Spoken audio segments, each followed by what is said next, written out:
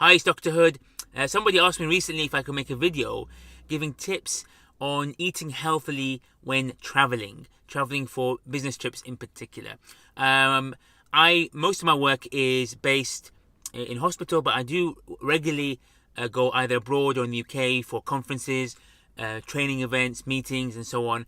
Other people in other fields, busy professionals in other fields, may travel even more often than me. Quite regularly would have business trips or business meetings in different countries, particularly if you go into Europe regularly, or even for longer periods to different parts of the world. And it's important to know how to eat healthily, how to approach the way you eat, so you can, keep your metabolism corrected, stay lean, stay energetic, and so on. Particularly if you're going quite frequently. So I want to give you 3 tips, 3 scenarios, and how to approach them when it comes to managing the way you eat, because obviously 80 to 90% of your health and your weight is to do with your diet. 10 to 15% is to do with your exercise, and the other, smaller percentage to do with sleep and stress management and so on. But most of it is your diet. So 3 scenarios. One is the journey there, particularly if you're flying. 2 are business trips, and 3 holidays. So starting with the flight itself. If you're not going that frequently, then if the flight isn't a perfect diet experience, then it's not a major problem, because what's important is what you're eating most of the time before and after your journey. But if you're going frequently, then here are some tips. One is pack the snacks that are healthy, so that you're not tempted to eat candied peanuts or pretzels or whatever else is served on the plane. Particularly because you're likely to be hungry and dehydrated and tired from a flight. So you need to be in control of what you eat. So pack some almonds or seeds or cheese sticks, biltong, beef jerky, anything that's high protein, good fats, low in carbs, that will fill you up and stop you snacking on unhealthy foods. If you do have an in-flight meal, then again, one meal isn't really going to be a major issue. But if you just concentrate on eating the protein and the healthy fats and vegetables in the meal, and avoid the extra bit of bread and the dessert if you can, then that's fine. If you can't, then the most important thing is what you're eating most of the time before and after the journey. Obviously, you can also add your own snacks that you brought along with you. Stay hydrated, plenty of water. Try to avoid sugary drinks, and obviously avoid alcohol, because that's going to dehydrate you. Okay, second thing is business trips. So if you're regularly going on business trips, you're most likely going to be eating foods that are provided on your business trip. You're going to be often eating out. You're not going to prepare your foods. The same principles apply. You need to, 1, try not to overeat, and 2,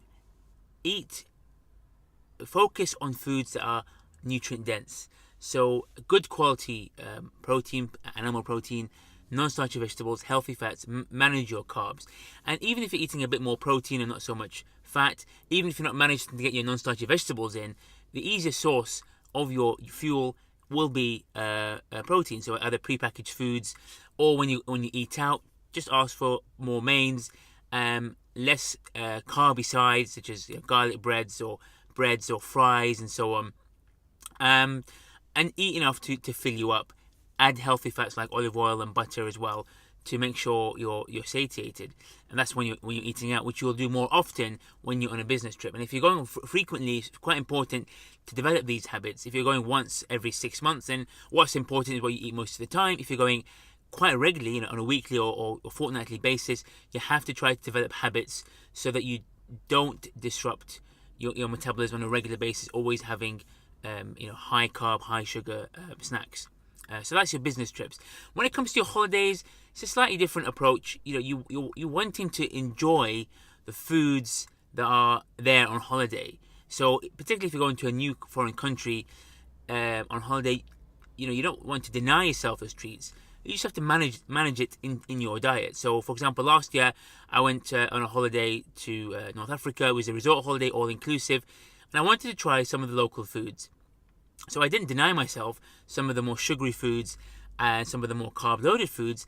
I just made sure I balanced it. So for 2 meals a day, I'd make sure I was low carb. I concentrated on eating good quality protein if possible, non-starchy vegetables, small amount of carbohydrates, and then just tried the local cuisine that was higher in carbohydrates, more sugary, and so on. And obviously, some of the cuisine is going to be high protein, good quality fats, and so on.